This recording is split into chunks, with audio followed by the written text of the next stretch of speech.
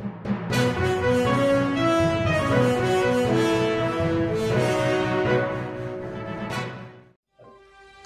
Solapur news मध्ये आपल्या सगळ्यांचं स्वागत। जय महाराष्ट्र। मी आपला शिवसेना शिंदे गट सोलापूर शहर उत्तर भवानीपेठ विभाग प्रमुख 25 मे 2025 वार रविवार रोजी मोहोळ येथून गोरक्षकांनी दिलेली गोपनीय माहितीनुसार मोहोळमधून एक गोमातेची हत्या करून पिकअप गाडी MS13 CU 2990 ह्या गाडीतून गोमांस वाहतूक होत आहे याची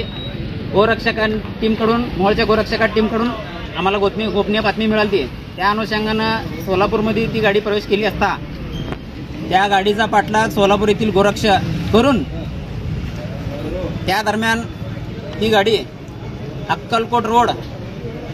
श्री आसाराम बाप्पू मठच्या पाठीमागे धीरेंद्र कपूर ह्या व्यक्तीच्या मालकी हक्काच्या जागेमध्ये सिमेंट इटंगरी फॅक्टरी या ठिकाणी ती गाडी प्रवेश केली असता त्या ठिकाणी तात्काळपणे आम्ही पोलीस कंट्रोल रूम यांना कॉल करून पोलीस कॉन्स्टेबलसह त्या ठिकाणी आम्ही गेलेले असता त्या ठिकाणी पाहणीमध्ये गोमांस आढळून आल्याने त्या पोलीस कॉन्स्टेबलांनी आम्हाला असं म्हणलं की हे हद्द ग्रामीणमध्ये मोडत आहे, तर त्वरित आपण ग्रामीण पोलीस चौकीला कळवा कंट्रोल रूमच्या माध्यमातून। त्यावेळेस आम्ही त्यांचा ऐकून कंट्रोल रूमला कॉल केला। कंट्रोल रूमला कॉल केल्यानंतर अर्धा तासानं त्या ठिकाणी VD घरकुल या ठिकाणी असणारे पोलीस कॉन्स्टेबल वनमोरे साहेब व त्यांचे सहकारी त्या ठिकाणी पाहणी करण्यास आलेले असताना त्या ठिकाणी गोमांस आढळून आल्यानंतर त्या ठिकाणी त्या सदरच्या इसमास आरोपी व हुसेन सलीम शेख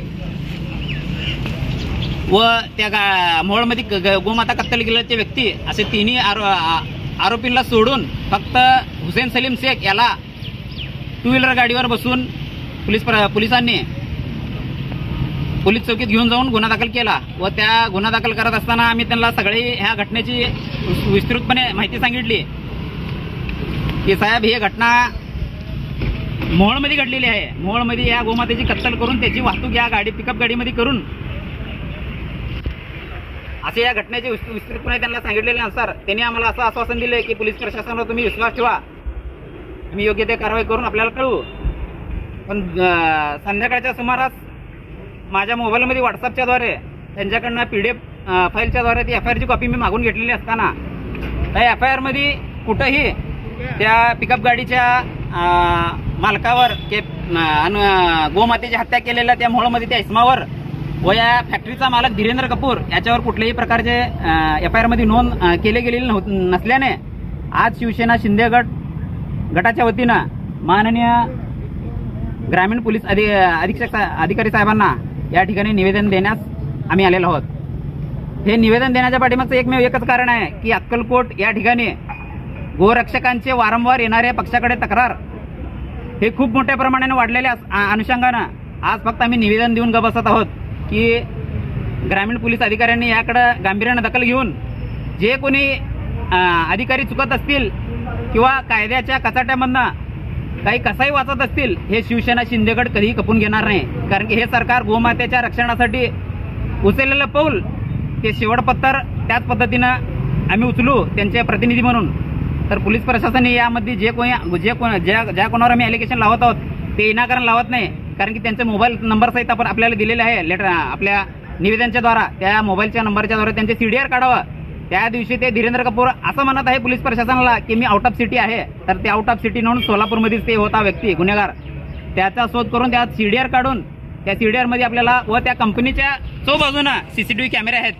त्या कॅमेऱ्याचं फुटेज देखील 25 मे 2025 हस्तगत करून ते पुरावा म्हणून पोलीस प्रशासनाला वापरता येईल व यामध्ये गांभीर्याने दखल घेऊन पोलीस प्रशासनाने योग्य ते कारवाई करावी। जर असं नाही झाल्यास